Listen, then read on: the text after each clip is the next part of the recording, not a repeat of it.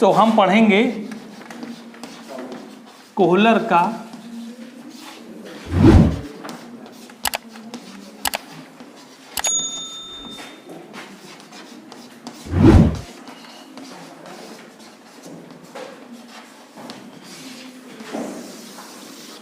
Kohler का सूझ सिद्धांत। इस सिद्धांत को कई और नामों से भी जाना जाता है। सबसे पहला नाम इसका समग्राकृति सिद्धांत है।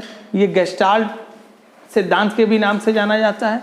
ये पूर्णाकार सिद्धांत के नाम से भी जाना जाता है, ठीक है। और इसे सूझ का सिद्धांत भी कहते हैं, इसे समग्राकृति सिद्धांत। तो इसके जो और सारे नाम हैं, समग्राकृति,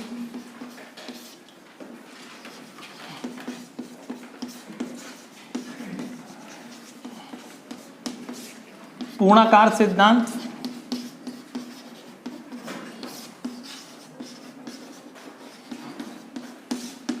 और तीसरा नाम है इसका गेस्टाल्ट सिद्धांत।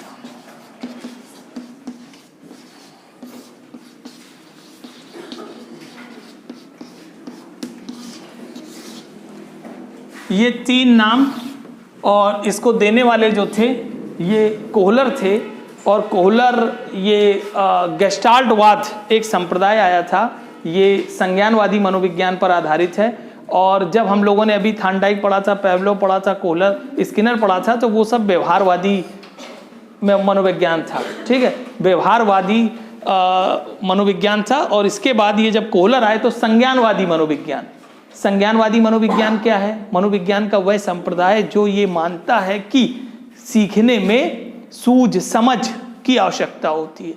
मतलब सीखना वहां पर अनुबंधन के आधार पर हो रहा था, और यहाँ पर सीखना सूझ समझ बुद्धि, यानी मनुष्यों में कुछ ऐसी शक्ति होती है जो सूझ समझ से संबंधित होती है, उसकी सहायता से प्राणी सीखता है। ये जो गेस्टाल्ट शब्द है, ये जर्मन भाषा का शब्द है और इसका अर्थ होता है पूर्ण। आंग्ल भाषा में ऐसा कोई शब्द ना होने के कारण इसको ही एज इट इज आंग्ल भाषा यानी अंग्रेजी भाषा में भी ले लिया गया है, और इसका अर्थ होता है पूर्ण। अर्थात इससे एक वाद बना, एक संप्रदाय बना, जिसे हम गेस्टाल्टवाद कहते हैं, जिसे हम गेस्टाल्टवाद कहते हैं। और गेस्टाल्टवाद से तात्पर्य हो गया, इसके अंतर्गत इसके प्रतिपादक मैक्स वर्दीमर हैं। कौन है? मैक्स वर्दीमर। और इसमें कई मनोवैज्ञानिक शामिल थे, मैक्स वर्दीमर, कोहलर, कोफ्फा, कल्टलेबिन। ये वो मनोवैज्ञानिक थे जिनके एक समूह ने गेस्टाल्टवाद का प्रतिपादन किया। और गेस्टाल्टवाद के अंतर्गत इन्होंने एक प्रयोग किया, विज्ञापन की लाइट आपने लगी हुई देखी होगी, और ऐसा लगता है कि लाइट चल रही है। क्या ऐसा होता है कि लाइट चल रही होती है? नहीं चल रही होती है। उसमें क्या हो रहा होता है, 1, 3, 5 के बल्ब जल रहे होते हैं और 2, 4, 6 के बल्ब बंद हो रहे होते हैं। लेकिन बल्ब का जलना और बंद होना इतनी तीव्रता से होता है कि ये आभास देता है कि लाइट चल रही है। तो यहाँ जो पूर्ण है वो ये बता रहा है कि लाइट चल रही है, अंश ये बता रहा है कि लाइट जल बुझ रही है। यानी कि पूर्ण अपने अंशों को जोड़कर प्राप्त नहीं किया जा सकता, पूर्ण अपने अंश से भिन्न अर्थ देता है। अगर हमें किसी चीज को समझना है तो उसके पूर्ण को समझना होगा, और फिर उस पूर्ण के अंश को समझना होगा, तब हमें उसके अंश से पूर्ण का पता चलेगा। तो यहाँ पर गेस्टाल्टवाद इसी बात को करता है। ये कहता है कि प्राणी के सामने जब कोई समस्या आती है तो प्राणी पूर्ण का प्रत्यक्षीकरण करता है।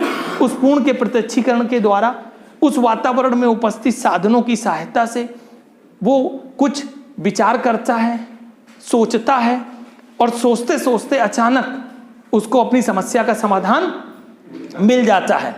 और वो जो समस्या का समाधान मिलता है वो सूझ के द्वारा मिलता है। उसमें यकायक एक ऐसी शक्ति उत्पन्न होती है जिसको कोहलर ने सूझ कहा है, और सूझ की सहायता से वो अपनी समस्या का समाधान कर लेता है।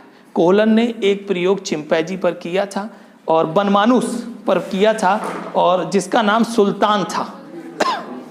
और आप जानते हैं कि मनुष्य और बनमानुष में समानता है। उसका जो ब्रेन होता है, ब्रेन के 3 हिस्से हैं, 2 ब्रेन के हिस्से बिल्कुल समान हैं बनमानुष से, और एक हिस्सा जो है वो मनुष्य का अलग है। इसलिए मनुष्य उससे मानसिक शक्तियों में अधिक और अलग है। जब बनमानुष पर प्रयोग किया गया तो बनमानुष को एक पिंजड़े में रखा गया, और पिंजड़े के बाहर थोड़ी दूरी पर केले रख दिए गए। बनमानुस उसको जो देख रहा था, जिसका नाम सुल्तान था, उसकी इच्छा केले प्राप्त करने की थी, उसको भोजन केला था। केला कैसे प्राप्त करता? जब वो पिंजड़े में बंद था। तो उसने क्या किया कि उसने पूर्ण का प्रत्यक्षीकरण किया। पूर्ण मतलब परिस्थिति का प्रत्यक्षीकरण किया, वातावरण को देखा, और वातावरण को देखने में उसको दूर स्थित एक छड़ दिखाई पड़ी, और उस छड़ी को उठाकर उसने उसकी सहायता से केले खींच लिए और केले प्राप्त कर लिए।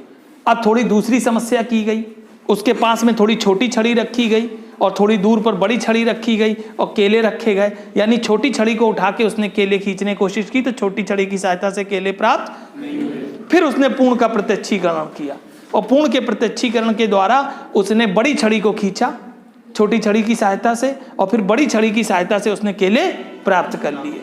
अब समस्या का समाधान हो गया। यानी उसने जब पूर्ण का प्रत्यक्षीकरण किया, समस्या पर विचार किया, तो यकायक उसके सामने जो परिस्थिति थी उसके संबंध में एक सूझ उत्पन्न हुई, एक वो परिस्थिति जिससे कि वो अपनी समस्या का समाधान कर सकता था, वो उत्पन्न हुई और उसने केले प्राप्त कर लिए।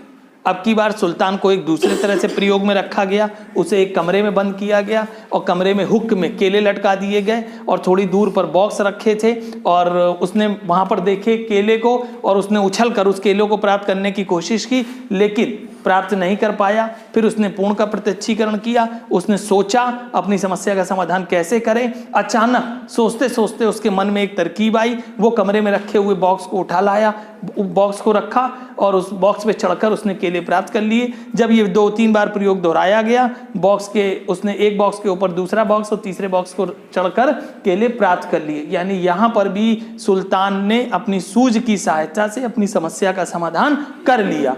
तो यहाँ पर जो कोहलर थे, जिन्होंने कहा कि समस्या पर जो परिस्थिति की पर पकड़ है वो सूझ की सहायता से होती है और सूझ यकायक उत्पन्न होती है, तो ये सिद्धांत सूझ के सिद्धांत के नाम से जाना जाता है। ये सिद्धांत बनमानुस पर, जो मनुष्य के समान ही थोड़ी सोचने समझने की शक्ति रखते हैं, उन पर किया गया था और संज्ञानवादी मनोविज्ञान पर आधारित था।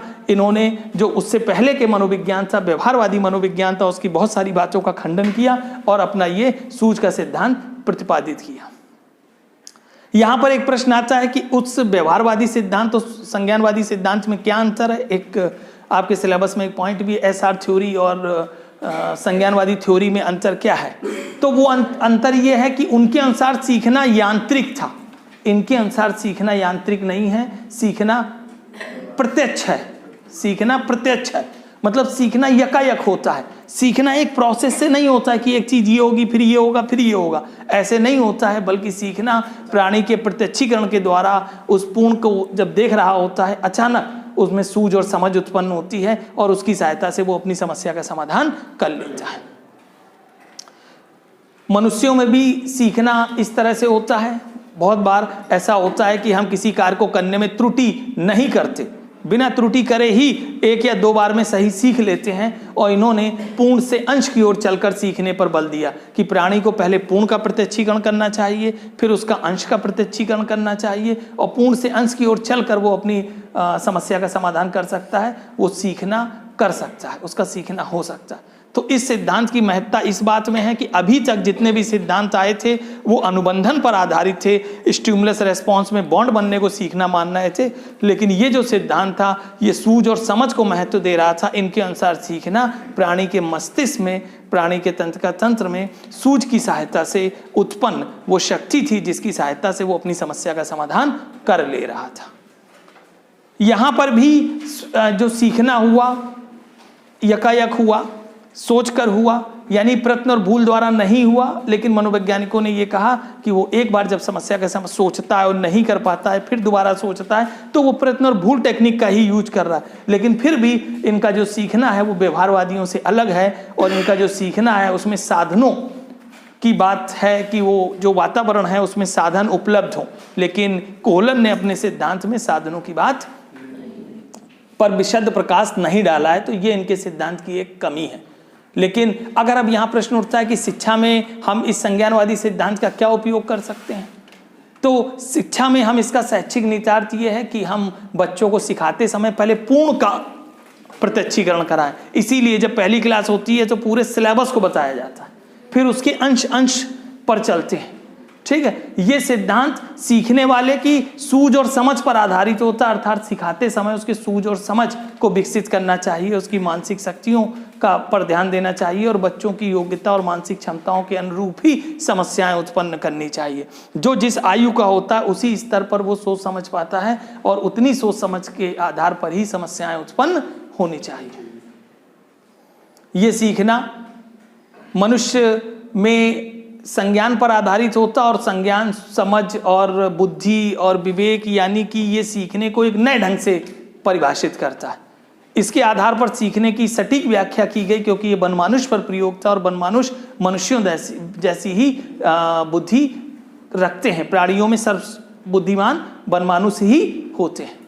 तो ये सूझ का सिद्धांत अपने आप में एक महत्वपूर्ण सिद्धांत है और संज्ञानवादियों का पहला सिद्धांत है। जैसे व्यवहारवादियों का थॉर्नडाइक का सिद्धांत पहला सिद्धांत है, उसी तरह से संज्ञानवादी सिद्धांतों में कोहलर का सूझ सिद्धांत सबसे पहला महत्वपूर्ण सिद्धांत है।